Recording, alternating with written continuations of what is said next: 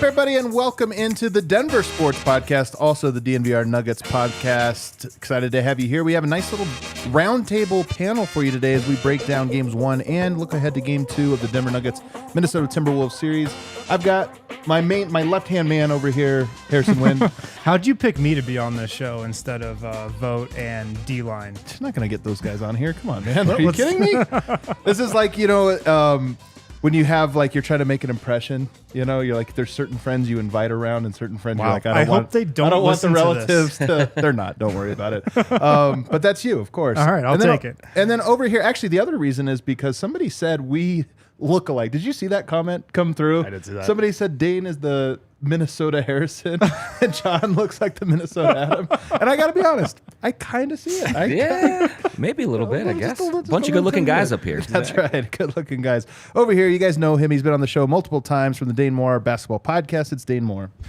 What's up, man? Thank you for having me. I got to come back and face the music. I think last time I was here, I said the Wolves or the Nuggets were a good matchup for the Wolves. It's so funny. You definitely said that. You said that, and then also it's funny because Harrison tweeted it like 6 times afterwards that I said that. Yes, he did. Have you noticed Harrison is a sneaky, like, he starts Asshole, fights. can I say Yeah. On Twitter, he'll start a little fight. Just like, well, Dane said they were a good matchup. I don't know. I'm just reporting facts. I'm just promoting the show. And then, of course, from The Athletic, we have Jon Krawczynski. Hey, what's up, guys? Good to be here. Thanks for coming on. So the Nuggets take a commanding 1-0 lead with a 29-point blowout win in Game 1. And, we've given our sort of perspectives on these. First of all, were you surprised? Part of me looks at this and goes, Denver was on a week rest and they were playing, they didn't have any real games for the last 5 weeks. And Minnesota was coming off of a pretty strenuous week in the lead up to it. So Dane, I'll start with you. Were you surprised by how the game went in Game 1?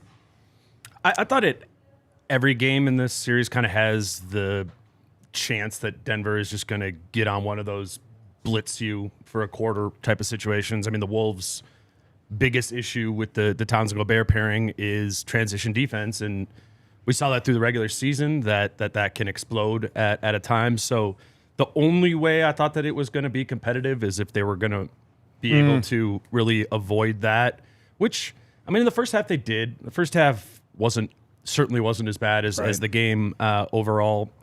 Obviously, fatigue's somewhat of a factor there. I have kind of little compassion for that because it's the playoffs, but acknowledge it. I mean, Rudy's dinged up. Ant, hard to say. He was fatigued in the play-in games. Team's also coming off an illness, and he had an ankle injury and stuff like that. But it's the playoffs, so I'm not going to play that excuse card too much, I don't think. I think it's fair, but at the same time acknowledging that it's sort of is a thing. Yeah. And what about you, Jon? Were you surprised? I guess the only thing, what I underestimated, and certainly talking to the guys after the game, was I do think that they were emotionally taxed going into that game. Right. You had the Rudy, play-in's emotional. You had the Rudy Kyle thing a week prior that they had to kind of survive. Then you had tough Laker game, overtime game. You had the emotional win against Oklahoma City just to save your season. And so I do think that factored into it. I think they were a little out of gas. Now, what I will say about that is they have no one to blame but themselves for that. Right. They put themselves in that position by being underachieving during the regular season and being stuck in a position where you needed to win high leverage games down the stretch, and you had all of this pressure on you. And so they kind of were put in that position themselves. But I do think, as you said, Adam, I think it was a factor in, especially in the second half, just kind of getting run out of the building and not playing well at all. I think this can be a competitive series, but certainly was nothing competitive about Game 1. I feel like the play-in is so emotionally and physically draining. It's like Game 7. It's winner go home. Yeah. The NBA doesn't have any type of series like that, obviously. It's you just one wait game. until the mid-season tournament. Just 82 games, and then it just comes down to 1 or 2 games. That is so intense. I'm with you guys with that. Well, but we would have said the same thing if the Wolves would have won. We would have been like, that's why they won, because they were so locked in and the Nuggets were they were chilling for a week. The Nuggets didn't know who they were going to play. Yeah. This is the thing about narrative is they often are ascribed to an outcome. And they're no less true, right? I mean, they're almost just well, they lost because, to your point, it could have been any number of things. I I will say this. I'll start with you on this one, John. Would you say that the Wolves played poorly in game one or the Nuggets played well? Which one do you think is more true? You know, the funny thing is like, especially through the first half, you looked at the way Jokic was playing, and he controlled the game, no question. But I think you looked at it from a Wolves perspective and said, not bad. Like, you didn't get completely, absolutely dominated by the best player in this series. And so I do think that the Nuggets played well, but not great. And I think that also the Wolves played really poorly.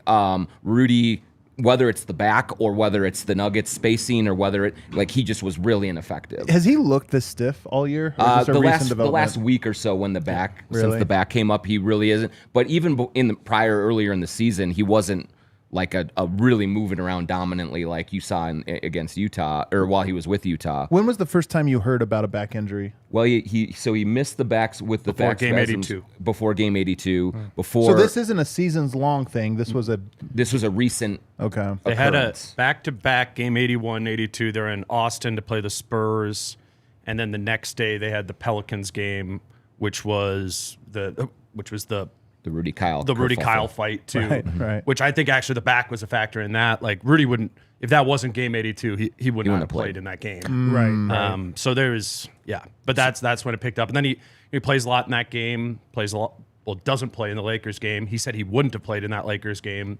had he not been suspended, and then did play in the Thunder game as well too, and talked about that kind of tightening up after the final play in game 2. So the back's for sure a thing. Yep. I mean, you could tell. Yeah. In game 1, like, he could not really move that. Couldn't get well. down the court, Yeah. and that's. I mean, transition defense is a struggle for them with the two bigs, but especially when Rudy is slow getting down the court and getting beat to the offensive glass. But then, then also from the Wolves' perspective, like Karl-Anthony Towns, if he's going to go 2 for 11 through 3 quarters, right, like, they have no chance. And some of the shot selection wasn't great, but also there were some wide open good looks that he makes in his sleep. Yeah. And he didn't make it. So there are a few things that the Wolves can kind of cross their fingers and cling to that will be better, that they hope will be better in game 2, that would tighten the gap, but there's obviously a huge gap to be narrowed here. Michael Malone, by the way, referenced Karl-Anthony Towns' shots today, and we talked about it on the pod too, and I'm with you. He draws some foul trouble. You have an advantage, and you think, oh no, here's danger. And then he takes like 2 or 3 threes in a row, and you're like, what are you doing, man? Go at the rim. Nobody wants to foul. You're going to get a layups.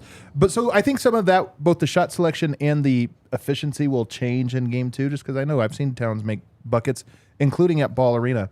But the other thing you said that's interesting, because we just got back from Denver Nuggets practice, you talked about containing Jokic. I actually thought Jokic was great in the first half, but he's always great in different ways. And today, what he said that was so interesting was he said, I don't think I'm going to post up much this series. This isn't a series for me to post up. And I think that's where you most feel like if he's having a good or bad games, because he's on the post scoring or passing. And he just is like, that's not an area that he feels. Am I misquoting this? That's not an area he feels where he's going to be this series. Yeah. No, that's about what he said. He also said he doesn't expect to see a lot of double teams, he said. Which I thought is interesting. One, I thought the Nuggets kind of shared more than usual. Michael Malone said exactly what he expects from Minnesota in game 2, like 30 minutes ago. Go through them. He said more Towns post-ups. Yeah. He said more Anthony Edwards pick and roll. Right. And he also said more Kyle Anderson, Mike Conley pick and roll. Right. Which I actually think Those are 3 of the things like they're broadcasting that they're watching for. I would flip that in order if I was the Wolves. I would say Mike Conley, Kyle Anderson pick and roll was the best and only good offense the Wolves ran in that game. Rudy was off the floor, so Carl spaced to the corner. Yep. Yeah. It opens up that entire floater area for Conley and Anderson to work where they're so good. Rudy eats up that space a lot of the time when he's in the dunker. So I think that's a main priority. Ant, you just got to get going. Right. I don't know if pick and roll is the way they will do that, because Rudy, and as John knows, like Rudy and Ant have developed zero pick and roll chemistry over the course of the season. That's just not really a thing. I mean, in a normal circumstance, like, I remember when we were here last time, we were watching the Nuggets Blazers game, and Dame and the Blazers were just cooking Jokic and with that high pick and roll, and they were just setting that screen so high, and Dame's just coming downhill, barreling at Jokic, and that's what I would love to see Ant do in this game. But the Wolves don't do that. That will be, if they do that, that will be some of the first times we've ever seen Ant Gobert in that sort of way. And then the Towns thing I disagree with. I think that makes the offense sticky. And I don't think it's a matchup where, I mean, Gordon guards him well. I don't think that's how you get the overall offense really flowing, as is so important to them. I think part of that, I don't know if Malone just said this or if it's something we talked about, but I think they're also expecting maybe splitting up Towns and Gobert a little more. That has to happen. Yeah. But they don't do it often. They don't do it often, but it has to be a case because, like, you can just see, especially in this series, how the two of them slow everything down so much, and they worked wonderfully against OKC when you're facing a bunch of 6'6" guys in the front court and you can just beat them up. That's just not going to happen in this series. So. I will say, though, to your point, Dane, about, they don't do a lot of this, right? The pick and roll that you're talking about, the high pick and rolls. This is the playoffs, though, because last year the Warriors did not run pick and roll. They're not a pick and roll team. They were off screens and everything else. Against the Nuggets, they just ran pick and roll. And so I do think there's this sense of, even if that's not your personality, sometimes you match up, hey, this is what Yoke struggles with, so we're just going to go with it and see what happens. And that's why I do anticipate that they will actually get to this, even if you don't have a lot of reference for it. And then I don't know how you guys feel, but it did seem like Towns, after the game, he talked about them all knowing the plays, and it almost felt a little bit like a shot at the coaching staff, or more of a like, hey, I don't know, man, they have us scouted, we need to be more clever. Jokic actually shouted out Chris Finch at the presser today, saying that he likes their offense and how simple it is. He's like, there's a lot of reads you get to make, but there's the freedom to make those reads, or something of that extent. So I say all that to say, oftentimes, you guys experience this, a quote will come out, and I know people will interpret that as, this team is so dumb or this or that. All teams make adjustments in the playoffs that are uncharacteristic. They play lineups they've never played before.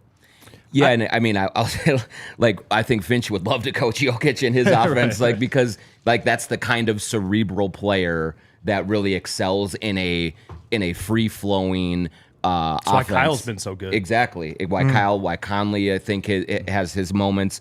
I think that sometimes, if there is a criticism of Chris Finch this season, it has been some of the players need more structure in times when you are just not making good decisions, when the reads are not coming naturally, and you got to just, hey, let's get Towns in this spot where he's comfortable and make it. Let's get Anthony Edwards going in a way. And I think Chris Finch likes to let the players play off of their instincts and go that way. And yeah, Jokic would be tremendous in a situation like that. But some of the players I don't know are as equipped to handle all of that responsibility and freedom as well as others are so far. I'll jump on that too. I mean, I think it's a group that you have some really high basketball IQ players and some players who are independent creators, right? And the high basketball IQ guys, the fluidity of a flow offense is what gets them going. What I think the Wolves run into all the time is that juxtaposition of isolation heavy players like Ant and Cat versus wanting an overall flow, and that's when you just lock up. And they scored 12 points in the fourth quarter against the Lakers. They scored 14 points in the third quarter against the Nuggets. I mean, that has been the conflict offense. I mean, this team was 23rd in offensive rating this season. That is a systemic, like, offensive system issue, even with all the injuries and stuff they had. It just doesn't all fit well together in terms of offense, and what offense often bails them out is elite shot making, where it is Karl who is able to, I mean, he can obviously shoot it at an elite level, or surrounding players like Taurean Prince or whoever blowing up from 3-point, but so often it gets bogged down. And I just want to say to the Towns point of why he shot so bad, in my opinion, it's because he guarded Jokic. Wears him out a little. It mentally messes with it, because Jokic is going to, that's not even really an indictment on Karl. Jokic is going to get his against anybody. So then if Jokic is going at Karl, plus Karl misses his first two shots, then there's some of this pressing there.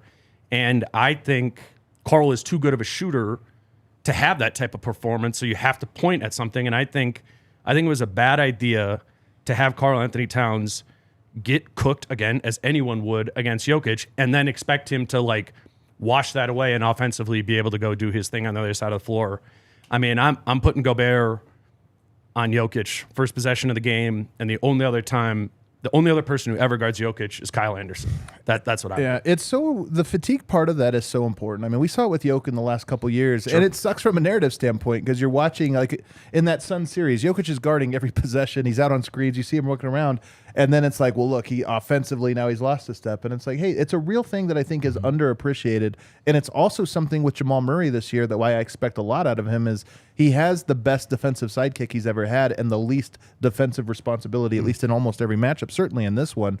So you expect him to be more rested than on the other side. Let's take our first break, though. On the other side, I want to come back to your point about Kyle Anderson and Mike Conley pick and rolls. Because while I agree that that is a good option, I actually think that the success they had could be a false success that would encourage me if they went to it a little bit more. We'll talk about that on the other side.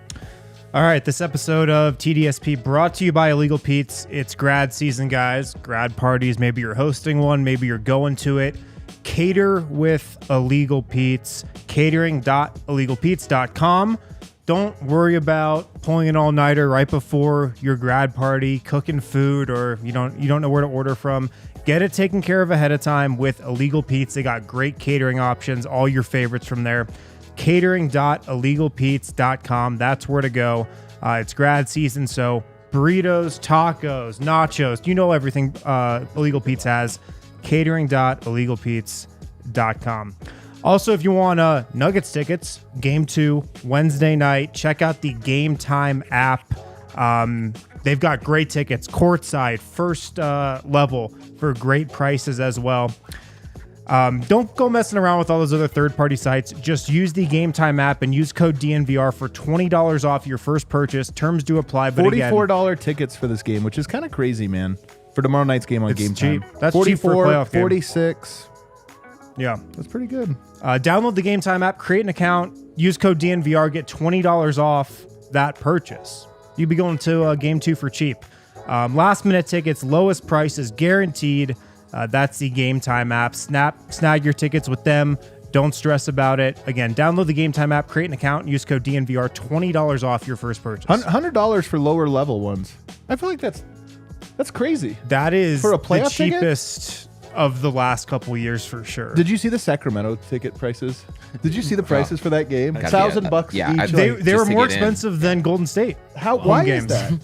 Just because the fan base? Yeah, there's just demand. Demand. I mean, Sacramento's wild. They haven't had anything forever there. I mean, the thirst to get back in, and then you're playing Steph and the Warriors. Only show in town too, and they just have a cool basketball culture there, awesome. man. Like everybody always claims best fans for whatever. I actually think they're the best fans. Oh, I think it's tremendous. Sacramento Kings fans, no doubt. They're definitely up there.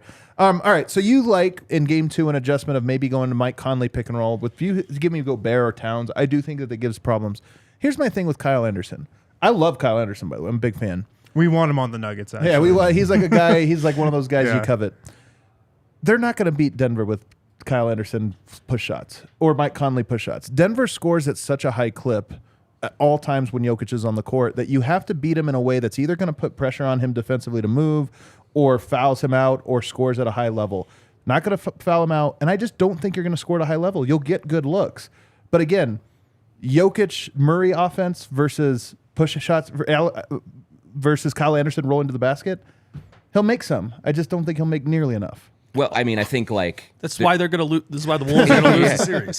That's why. There's two things. That one is it can't be like your only your bread and butter of the series. But what we have seen Chris Finch do time and again since the trade deadline is when this offense struggles, it's the ball is either in Kyle Anderson's hands or Mike Conley's hands to get a good shot to stop a 14-point quarter from happening and make that 22 points in the quarter and tread water. To me, the only way that the Wolves have a chance of winning this series is if they have two of the three best players in the series. Cat and Ant are number 2 and number 3 on the pecking order in the series in terms of production, in terms of all of that.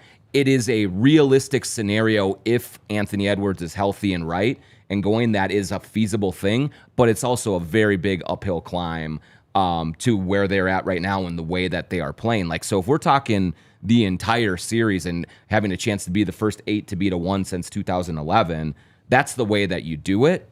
But if you're just in terms of stopping the bleeding that happens so often with this team, it's a Mike Kyle run some things, get a good shot, and just calm everybody down a little bit. It's a good Band-Aid. Yep. But also what I would push back on a little bit too is I like Towns in the corner. Sure. And if you do get to the point where, and Conley and Anderson, I agree, obviously the floater's not like going to be a highly productive shot over the course of time.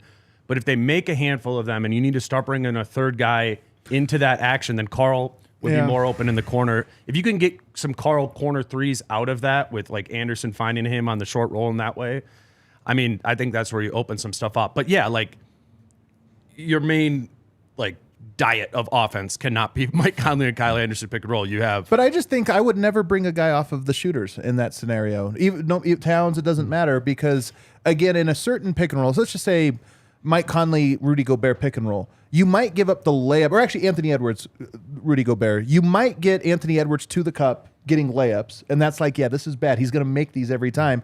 And you might get the lob where it's a dunk. They're going to make that every single time. If it's Mike Conley, I just feel like you don't have to step up. If he's going to shoot the floater, he'll make half of them. And the same thing for Kyle Anderson, where he went like 4 for 4 yesterday, and the good part of that, as good as you could have been, and I was just like, it's fine. Like, whatever. And you're right that it is good to go to that to stop the bleeding or get a shot. Am I rough on this in your opinion? Do you fear that combination? No, but I'm with those guys in thinking like it can give Minnesota some rhythm. And like that's something they didn't have at all in that game. Rhythm's that a was good the word. only time when they found that rhythm was those couple possessions in a row when they got that floater.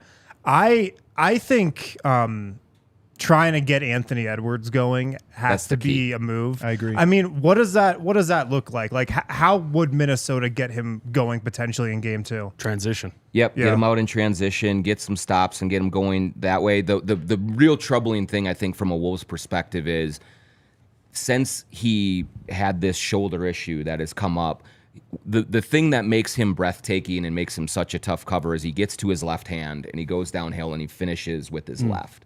And he seems a lot more tentative going that way with this thing that he is battling. And we don't know exactly what it is, and to his credit, he has not used that as any kind of excuse. Love that. So far, it's been great. But you see it. He's wearing a T-shirt under his jersey that he never does. He's got it all taped up. And anytime he goes to the left-hand dribble, it is not with as much force as he normally has there. And That's interesting. Time and time again, when he is at his best, he is crossing someone up, Euroing to the left, and finishing acrobatically with the left. And he just doesn't seem to be inviting as much contact right now with that, and he doesn't seem to trust that as much. And we saw last year in the Memphis series, especially game 1, when he is on fire, like you can't do anything with him. But we have not seen him get to that level in quite a while now. We've almost also never seen him do that while Rudy Gobert is on the floor. True. Or it has been so sparse over the course of the season. I mean, the best Ant moments of this season have come with Naz Reid on the floor as the big, and then it's more space. I mean, Ant, if there's a big rim protector at the rim, he'll be hesitant to go all the way to the rim. Or if there's just more bodies in the paint, Wolves bodies, he'll be more hesitant to go to the rim. So in this series, you don't have a strong rim protector on the floor in that sort of way. So he should be able to get going.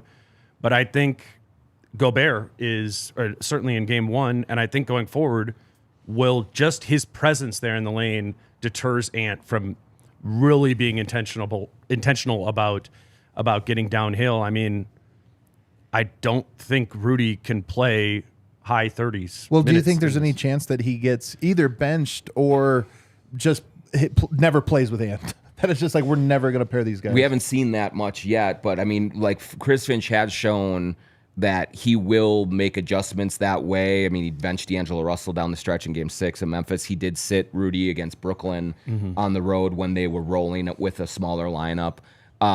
If pushed to the absolute max, maybe. But I do think that Finch has been very reluctant to part from that or to do anything that would intimate that Rudy is the problem. And like he's been, for whatever reason, very protective of the Rudy thing, and certainly he's said time and time again he believes in the Rudy Cat thing. So they really want to make this work, but do you think the players believe in it? No, No, not at all. Is this a point of friction, you think, on the season? And here's what I've said like the whole time, especially coming off of the Kyle thing.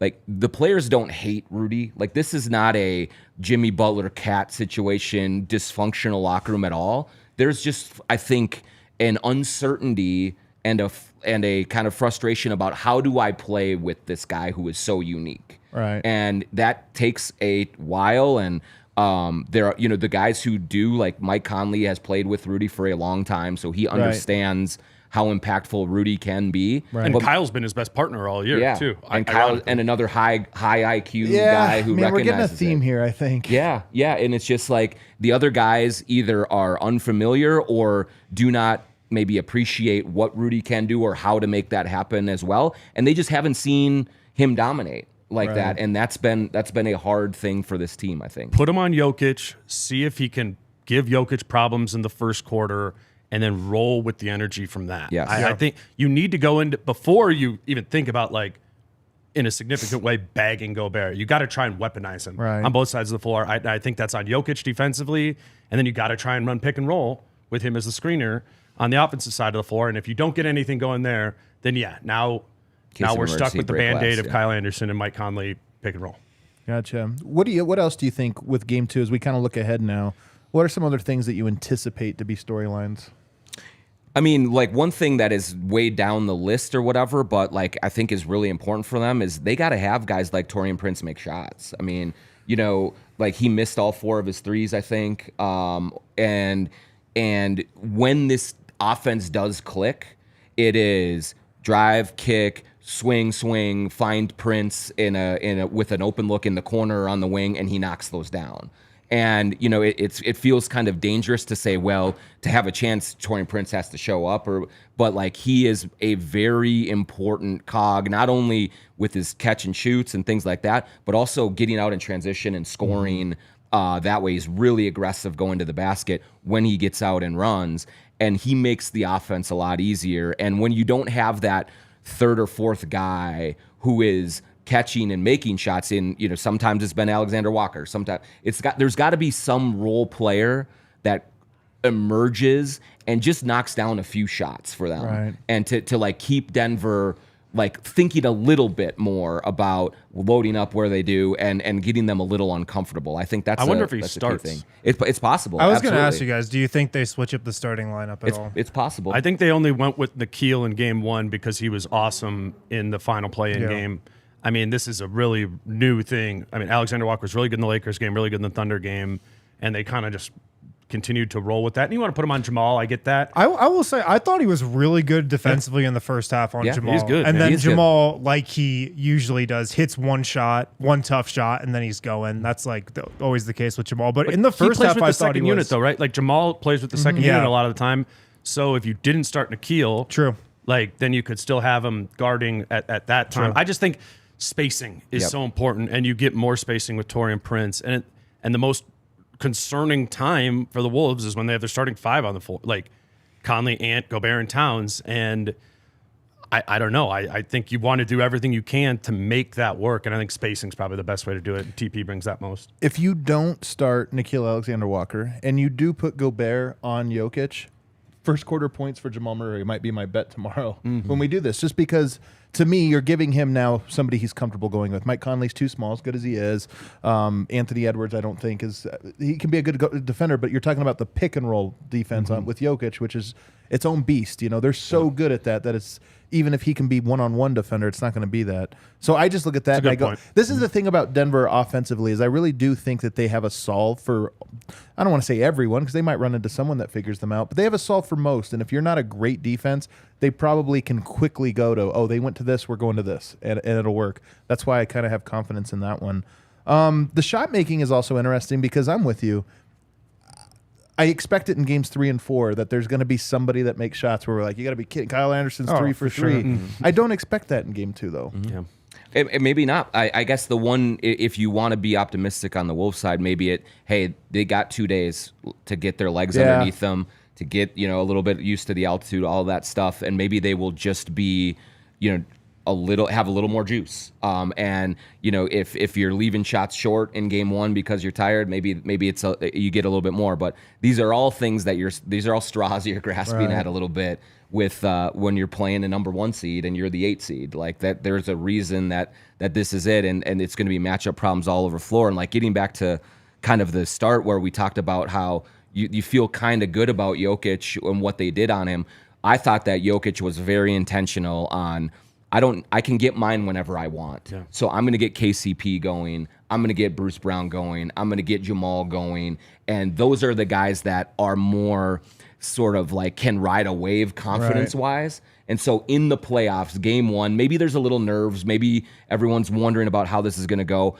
Don't worry about me. I'm going to get these guys rolling. And then when that happens, I mean, good luck. Like there's no counter to that from the Wolves' perspective. It's really a strategy Jokic has used for most of this season because the last 2 years he's had way less help around him than he does right now, and his scoring numbers have been way up just because that's what he had to do to get a win. This whole season, I think, has been like almost a long play from Jokic to just get everybody comfortable. First, it was like Michael Porter, then it was Jamal. Like he's gone in stages of like getting everybody up to speed. I think he took 3 shots in the preseason. Yeah. It was the weirdest thing because he played in 3 or 4 games and he just never shot. And you're watching this going, is he trolling? Of course, you get to the regular season, he shoots. But I'm telling you, I'm fully aware that other people, when they come in here, we're like a cult, like we're talking about our deity in this way.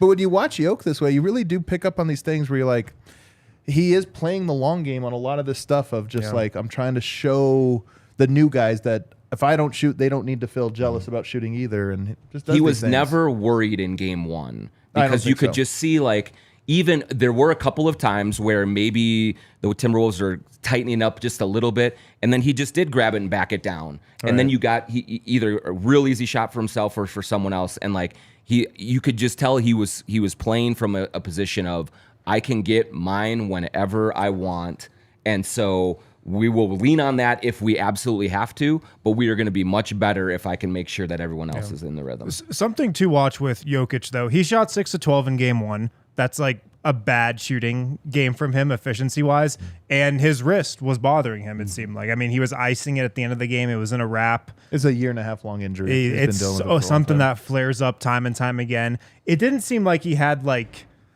his perfect, 100th percentile touch in that game. Yep. He also was hesitant to take threes, which he generally is, but like there was a couple times we caught at the top where like, I think you would normally shoot. And if Rudy Gobert's on him, he usually looks to shoot threes in that matchup. But to John's point, I think that's a sign that he was very comfortable because that's also like I have to do this. But last game, he didn't feel the need to. He didn't have to go to that level. Yeah. But the wrist is just something to watch. We were just at practice. He wasn't going through the shooting drills at the end. He says it's fine, but it's something to watch. Do you have a prediction for game 2? I'll start with you, Dane. How do you think it goes? Well, it's interesting in that the Wolves, when they have had a terrible game all year, have bounced back. Okay. They're something like 5-11 versus the teams with the 5 worst records in the league this year. And every one of those 11 losses, it's been like, oh my gosh, this team. And it's like one of those losses that you feel like is going to start a losing streak, but they really do like bounce back. The classic like short memory or whatever. Right. But so what I'm kind of seeing is I think the Wolves bounce back in a major way offensively, and kind of like we saw in those other times. I just want to kind of to the last point of like Jokic getting everybody else going. It's like the Nuggets have the punch of Jokic. The Wolves might be able to punch back with that, but then it's the others there too that even, and particularly if it's here in Denver, getting those other guys going while the Wolves are too. I still think that would be too much for the Wolves. Like if this was at home, if this game was back in Minnesota, I wouldn't be surprised if the Wolves won it. I wouldn't, which is crazy after how bad that first game was. But it just feels like they're going to need to play like a perfect game here and have Michael Porter Jr. and Jamal Murray like miss shots. That seems, and KCP, and that's that. Denver has worked on avoiding that all year by having so many different options. So it's hard for me to see the Wolves bounce back in that sort of way, but they really have all season. Yeah, I think like to that point, I mean, if you were to poll the NBA about what their thoughts are of the Timberwolves, they would say Karl-Anthony Towns is soft, Rudy Gobert is soft. But that the toughness and the fiber of this team during the season has sort of spoken opposite of that, in terms of they do find some resilience to, when they are totally against the wall, come out fighting and have a good game. Now, maybe that's game 3 if they get throttled in game 2 and do it that way. But to me, it's just like, unless they find a way to get Anthony Edwards to be more of the Anthony Edwards that was through the first 3 quarters of the season, it's going to be a really, really short series. The middle of the season. He's the guy that season. He's the guy I don't think Denver can give confidence to.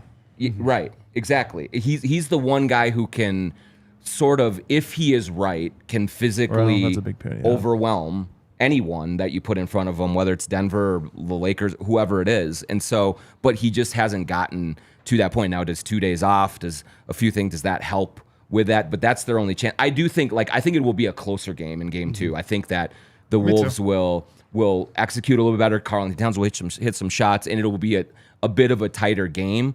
But unless Ant becomes the, oh my God, I can't believe he just made that shot, Ant, they're going to lose, and then it'll be 2-0 going back to Minneapolis. Denver has so many guys to put on him, too. Yep. Like, KCP did a good job, Bruce Brown off the bench, and then even, like, if it isn't the 2 bigs out there, Aaron Gordon can guard him at times, too. Like, I think Denver matches up really well with this Wolves team. I will say Denver's never, in this era, the Jokic-Malone era, they've never been up 2-0.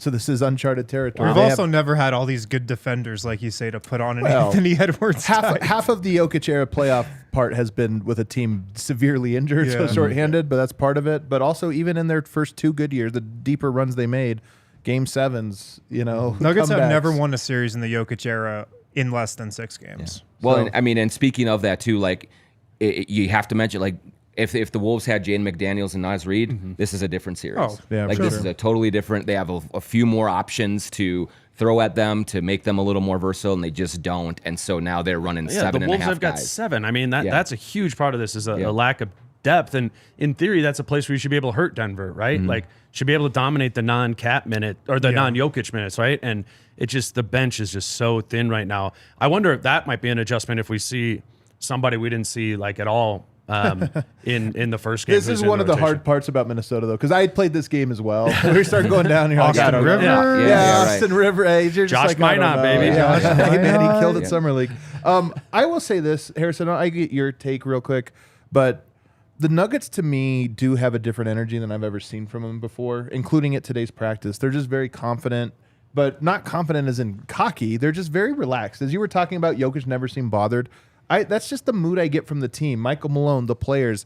There's a confidence about, they've been in the playoffs a lot, and they've been through a lot of different battles, and I think they just kind of know, like, oh, we've seen this. We know where this goes from here. We know, like, almost like they're seeing the next 4 adjustments, and they're like, we're just prepared for all of that. Whereas with Minnesota, even hearing you guys, the way you're talking about the series and talking about the structure of the team and what they've gone through this year, it's very much reminds me of Denver 4 years ago, where it's like they just don't have a lot of this experience. So they almost don't see that many different variations ahead. That's my opinion of saying I feel pretty good about Denver, and I think Denver feels really good about themselves. I agree, and I think a reason why is because going back years and even this season, the Nuggets have seen so many different defenses and different coverages and different adjustments because Nikola Jokic is just a player that you're forced to adjust to in creative and different ways game to game. And like they've seen what happens when a guy like Kyle Anderson guards him. Like PJ Tucker guarded him in Philly that game and shut him down in that second half. Like they've seen that. They've seen so many different adjustments. So I'm with you. I think there's just an overall confidence. I think they're trying not to be too cocky. Sure. Like they're actively trying to be like, all right, let's get game 2. Cocky's just not their personality, right? So so confidence toes up to that. Like, they're just not that personality. Well, yeah, they're very confident. Let's take a break. On the other side, I want to wrap up with a quick segment here talking about the year that they've had, because of course we have a bunch of people over there Chris Finch, Tim Connolly, Austin Rivers. Is Britton Forbes still there? No, he's gone. Yeah, All right, well, there's 3 of them. Mike Nori, there's 4. Mike Nori. I like Mike Nori. Okay. You know who else does? So does Nico Jokic. Nico Jokic shouted him out today. Absolutely. Best buds. Breckenridge Brewery, the official beer of DNVR. Make sure to pick up some Avalanche Amber Ale. Avs game 1 of the playoffs is tonight at Ball Arena. Oh my goodness! Hold on a second. Tonight, Avs. Tomorrow, Nuggets. Yeah. Thursday, Avs. Yep. Friday, Nuggets. Saturday, Avs. Sunday, Nuggets. Woo! Not great for hotel prices in town, I'll tell you that. Good for DNVR Sports. Yeah, very good for good for this place though. Like, this place will be packed tomorrow. But if you're at home, pick up some Breck Brew, pick up some Avalanche Amber Ale. If you don't know where to get it, check out the Breck Brew beer locator on their website. That will tell you exactly where to get Breck Brew. Breckenridge Brewery is the official beer of DNVR. Also, shout out Circle K. We're so excited to partner with our friends over at Circle K. Check out your local Circle K for the best coffee, beer, and snack selection. They do have the best premium coffee. gas as well. If you're stopping for a gas station coffee, I'm telling you, It's got to be Circle K. gotta be Circle K. Snacks, great deals, great prices, great coffee, like you said. Tons of different locations as well. Thanks to Circle K for sponsoring DNVR. Visit the nearest Circle K to pick up all of your favorite finds. There we go. All right, last segment here. Denver Sports Podcast and DNVR Nuggets Podcast with Dane Moore. Check him out. Great podcast, the Dane Moore Basketball Podcast. One of the most popular basketball podcasts in the world. I check the charts all the time. Dane right up there with Zach Lowe. It's like Zach Lowe, Dane Moore. That's a credit to Wolves fans, man. Yeah, we gotta name the podcast after ourselves. That's Zach it. Lowe. That's what it was. That's Is the key. this Adam you Matta's wanting to name the basketball. podcast after yourself? Can we start calling it the Adam Matta's Basketball mean, Podcast featuring Harrison Wayne? You have more pull on this than I would. So. And then, of course, all the great stuff at The Athletic and Jon Krawczynski and everything he does. So, guys, there's nothing funnier than when the people you like, a player you love, goes to another team. And, like, let's be all honest. We all love players for different reasons. Like Wancho. Love Wancho. You guys got Wancho. Love Wancho. We can actually make this the whole show. We can make this the Wancho show. But, like, if you asked me, like, is Wancho Malik. going to be good in his next stop? I'd have been like, probably not. I don't know. But, you know, we really love Tim Connolly, the character that he is. And obviously, he brought us Nikola Jokic. You know, I owe him from my career, to be honest with you. But even Chris Finch and Micah Nori, I really enjoyed in their time here. I mean, all 3 of those guys I would describe as chill. But then I go on Reddit and I go on Twitter and I kind of check around. And it's a complete opposite experience, it seems, in Minnesota. Like, kind of where are we at now that it's been a full season? Yeah, I mean, here's the first part of it, just like from a macro perspective, is whenever anything isn't going perfectly right, sports fans want everyone fired. Yeah, like of that's course. just the way that it is. Yep. Tim Connolly's got to be fired. Chris Finch has got to be fired, and there is no other adjustment or reaction to it than get these guys out of here now. Tim Connolly's first move, Rudy Gobert, and paying the house for that. It's been a bad trade, and he overpaid. And even in the moment, you're like, wow, you really overpaid for that. But then seeing what they've gotten from Rudy and how it has affected things, it has made it very difficult. I think locally for Tim, which I've known him well for a long, long time. I think he's a really, really smart guy. I think he has a great eye for talent. People make bad trades. Like, that happens all the time. Unfortunately, he's made a bad one here, and that's right now kind of his legacy and the thing that he is fighting. And I kind of, and you guys would know this better and maybe can speak to it more, but I've heard kind of stories about how Tim's first year or 2 in Denver, he was on the hot seat and things were not going well. It was a disaster. His first several moves. And like, it was kind of like, what is this guy doing? Does he know what he's doing? And how long is he going to be here? Eventually he gets Jokic. Then it's not just Jokic, which is what I tell people back home is everyone's, oh, you got lucky with Jokic in the second round. No, it's Jamal Murray. It's Aaron Gordon. It's like, he made a lot of good margin moves too, but there's a pattern to all of his good moves. He identified a depressed asset, usually a young one, and brought him in. So either it was a Will Barton-esque trade or it was a draft player in the second round or something like this. Even Gordon was that. Even Aaron Gordon, I think, he was a depressed asset at that time. Yeah, he was a depressed asset. People forget, not a lot of people were very excited about trying to get Aaron Gordon like at that trade deadline. Right, yeah. I mean, that's why he went for the price that he went for. But the trade part, I mean, even Denver will tell you, Nurkic Denver added a pick to send Nurkic away, which ended up getting Mason Plumlee. And you think, come on, man, like those guys are at best equals or at worst equals. So I do think that the trade thing, that's the part of like, if you check all the boxes of what is he good and what is he bad at, the trade part to me is one that you're like, I don't know, man. That's the one that I don't know that he's done a great job But then he did, then he flipped D'Lo for Conley, Alexander Walker in 3 seconds, and that's a really good deal. And again, but that's another margin one. That's the margin ones, exactly. Yep. He's been great on the margin. I mean, Kyle Anderson for the mid-level was a great margin move. But yeah, he's going to be judged by the Gobert trade, and the Gobert trade has a cascading impact on the Q scores of everybody else too, because. You know, it impacts everything. It's impacted Anthony Edwards this year. It's impacted Chris Finch. Like we last year, I mean, the word was Chris Finch is the best coach in Timberwolves history, which is not a high bar, but like, but actually, I was of that mind. I mean, Flip is before my time, but that's the only competition there. I would say to kind of transition off of Conley, to the Finch point of it. Like, this has been a tough year for Finch because he's really stayed glued to the whole Finchian flow type of offense, which is his identity as a coach. But in my opinion, all year it's been painfully obvious that this team needs more structure in terms of the personnel. And then, like, you got Rudy Gobert, who the only success he has ever had offensively is in the utmost structured offense, and it's been a bad. I don't think Finch should be fired, but it's been a bad Finch year.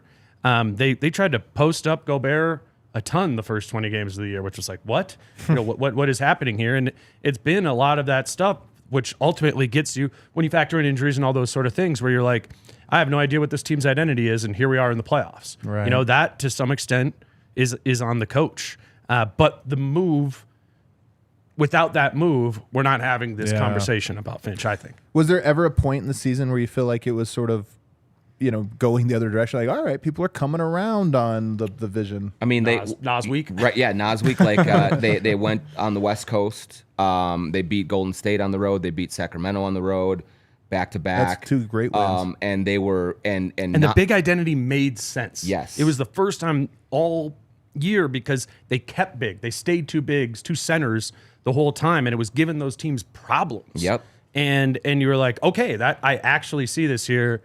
Then they go to Phoenix after the Sacramento game. Nas tries to dunk on Biyombo, breaks his wrist, and there goes the big identity. And it also kind of shows sort of the fragility of the whole thing, because you should be able to absorb the loss of your 7th best player in a less damaging fashion than what it has been. And so that's it. But yes, there was a point right there where it was starting to come around, and then you were saying, hey, they could be a tough matchup for anyone in the first round of the playoffs, the way that they can kind of throw different looks at them and have and just the overall talent from top to bottom. When you're talking like Jaden McDaniels is your 5th best player and Nas is your 7th and all that, like all of a sudden you're like, hey, these guys have legit talent on this team that could put a scare into a lot of teams. And then you lose Nas, you lose Jaden, and Rudy has this back thing now. And I mean, it's just like, it's really kind of teetered back totally the other way. I think so much of this, tell me if you agree with this, I just think some of it comes down to your star players. And the most interesting thing, again, I don't say any of this with confidence because I don't know the Wolves well enough. When you guys were talking about the structured offense and maybe some frustration from players from having to do all this stuff, a lot of this makes me think, if you haven't been there before, meaning to the playoffs, and not even just they got swept in the Jimmy Butler era and whatever, but when you haven't actually gone deep into the playoffs, you don't realize these things as much of. It's not important to give your players the easy thing, like, oh, he's good at this, so we're going to do that, because in the playoffs, teams take that away. It's how much can you solve everything and how much can you do all these different things. So I understand in some ways the way you guys are talking about this in terms of Towns, and maybe give him a little bit more structure here and there. But there's another part of it where Towns is so talented. He's so ridiculously skilled and talented. And I think, but you have to do the hard thing. You don't get to do the easy thing all the time. I mean, and this is one of the things I think about Jokic, and part of what I think is so special is he really is fine doing the, I'm not going to shoot tonight, or I'm going to only shoot, or I'm going to play out here, I'm going to play over here. He just is so open. I mean, even the other day he goes into the game, and what does he say in the post game? it wasn't my call. What other superstar doesn't have some input on when and how he plays? Yeah. But I just don't think he does because he doesn't. He's like, I do my job, you do yours. This is how we do it. Yeah. And also, like, this was so obvious in game one, but like the Nuggets are a team that has been relatively healthy most of this season. Oh, it's a huge part Their of this. starting five has played more than pretty much every starting five in the NBA. They just have a system. They have chemistry, culture. They just know how to play together with their eyes closed. And Minnesota, expectedly, like, of course, is a team that looks like they're missing 2 key rotation players. And is just getting Karl Towns back into the lineup, and like there's so much uncertainty. How much of that do you think is coaching versus Jokic? Like Adam did the Jokic part of it. Like if you had to assign percentages to that. I'd say it's the majority of Jokic. But I think the same about Greg Popovich. Tim Duncan was a guy that was famously allowed him to coach. I mean, that's what he credited him for at the jersey retirement. Michael Malone is like very militant in his approach, and like we're gonna do this and this and this, and routine oriented, and we're gonna prepare like for Which every seems game. like it fits what Adam is saying. Like you do your job, I do my job type of situation. Right. I think to the Finch point, and maybe more specifically with him. I mean, and those two are like cool, but they are both very chill people. And it's like, so they're kind of chosen to both be on the opposite side of the spectrum together. And I like and this. I don't know about I that. like this take that to succeed in a free flowing offense, you need a dictator coach. I like this because if you're too relaxed and your system is too relaxed, it's like double negatives. It might be, honestly. There might be something to it. But the Nuggets, like the chemistry that they have, that's been something that's been built all season. Like they've been building that from game one, and like we're you're seeing the results. Sacramento now. too. Like they're one of the healthiest teams all season. Right. And that's last year the Wolves were very, very healthy, and they won 47 games, 46 games, and put the scare into Memphis. And this year they are flailing a little bit, and fans don't want to hear it. Like, and I get that. Like, oh well, people get hurt all the time, but like these are factors that do muddy the waters. If everyone had stayed healthy the whole year long, it's very possible that this whole experiment still would not have worked. And that's the scary part of this is this idea that they're going to run it back and they're going to do it because they have ample excuse. I mean, back to training camp, Gobert just came back from World Cup and Towns was out with some terrible strep throat or whatever. And like there was never any time to get real momentum going. And then you have the injuries, but that does not rule out the fact that this might inherently be broken. Right. And so now you potentially, if you're the Wolves, are just kicking the can down the road, though I think if it was me and John running it too, but that's probably what we would do just because you are so, I mean, the term I always use is like pot committed to this, but it's scary. It's pot committed to a pot that the odds aren't in your favor. And that's it's tough. It's tough when you have no picks. I'm just such a big believer in your star players have to like mature in a way that is almost unreasonable for the guys that are 22, 23 when they're being handed all this. They have to like see that. I mean, you think about Jokic could say like, I like working out of the post. We should go more post ups. It's easier for me. But the fact that their offense is so like, you don't know if it's post, if it's elbow, if it's pick and roll, handoff, that's what makes them so good. So that's just why I'm always a little skeptical. If Jamal Murray said he just wanted more pick and rolls, we got to change the offense to fit his best skill set. Or Michael Porter wants more ISOs because that's what he's most comfortable with. Denver not ever doing that is part of what I think has made them into this offensive juggernaut that they really do have all boxes checked. Well, we'll see tonight. I mean, the funny thing about this is every single game one, you feel like you know exactly how it is. I don't think you know until at least game two and really game three what the texture of a series is going to be. And right now, it just feels like an overwhelming Denver Nuggets series. Well, they won by 29 points. 29 points, and it didn't even feel that close. But I do think game two is going to take on a completely different personality. Might have a similar outcome, might have a different one. And so you have to always couch all of your takes with, we'll see what happens. And with this Wolves team, too, man, you don't know what you are going to get. At all. You just don't. Yeah. Well, I'm looking forward to it. He is Dane Moore Basketball Podcast. Anything to promote?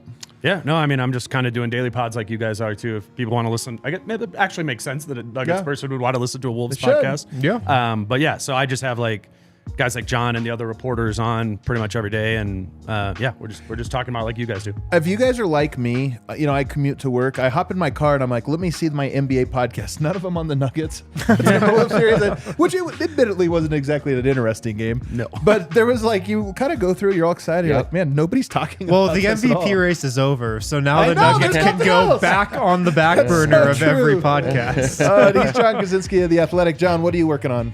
Just a bunch of playoff coverage at The Athletic with myself. Tony Jones is covering the Nuggets during the playoffs, which is really cool. We've wanted to get Nuggets coverage for a long, long time. So if you are thinking about subscribing, or if you already are a subscriber to The Athletic and don't know, Tony Jones is writing a ton. Nick Kosmider as well on the Nuggets. And then you can catch me on the Wolves side if you're looking for that perspective. And Tony has the Utah experience too, Yep. which I think The is cool. Gobert experience. Yep. Conley, Interesting, yeah. all those guys. We like our Minnesota contingent. Jace Frederick as well. Yep. You got Great people. you got a lot of good people over there, so I like it. All right, everybody, thanks for tuning in today. Hit that like button on the way out, and then tomorrow, come to the DNVR bar. The best place to go is the arena, but if you're not going there, come to the DNVR bar. We're going to have a good time. We'll see you guys then.